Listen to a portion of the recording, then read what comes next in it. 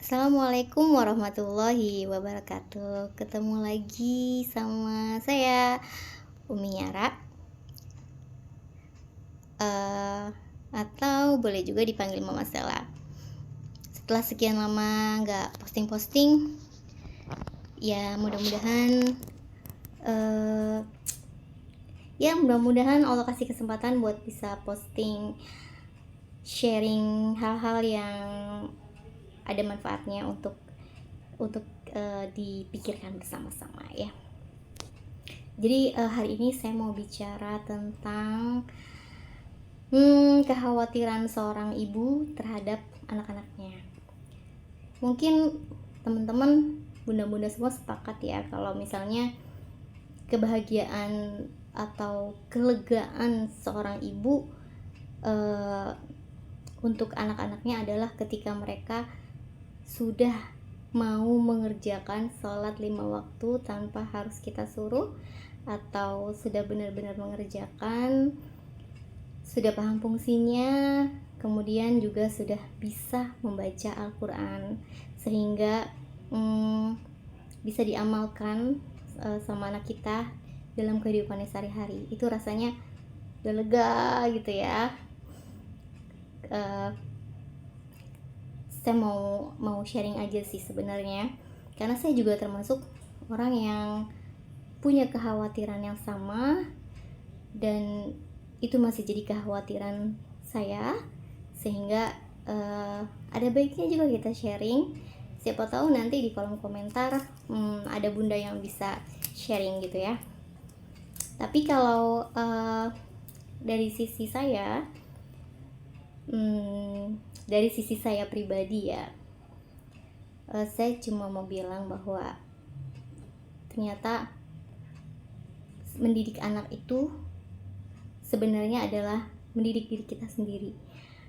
Kayak kita nggak bisa mengharapkan anak kita jadi A, B, C atau jadi solih dan solihah tanpa kita mengupayakan diri kita sendiri untuk menjadi lebih baik gitu.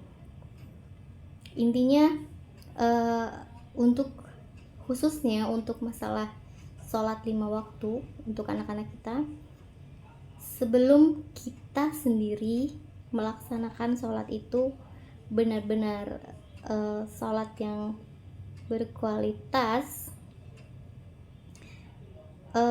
jangan berharap terlalu banyak, anak kita akan mudah untuk kita arahkan.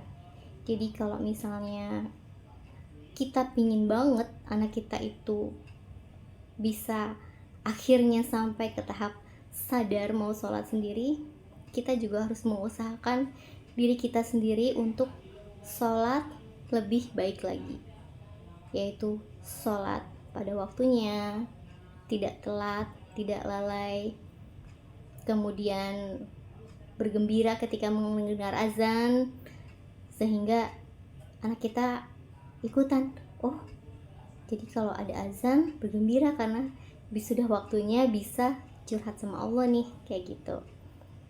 Kemudian juga menunjukkan semangat kita dalam sholat.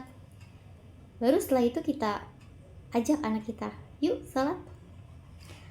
Dalam usia yang masih di bawah 8 tahun atau di bawah 7 tahun bahkan, mungkin anak-anak kita ada kadang-kadang ada yang lagi pingin, ada yang belum pingin.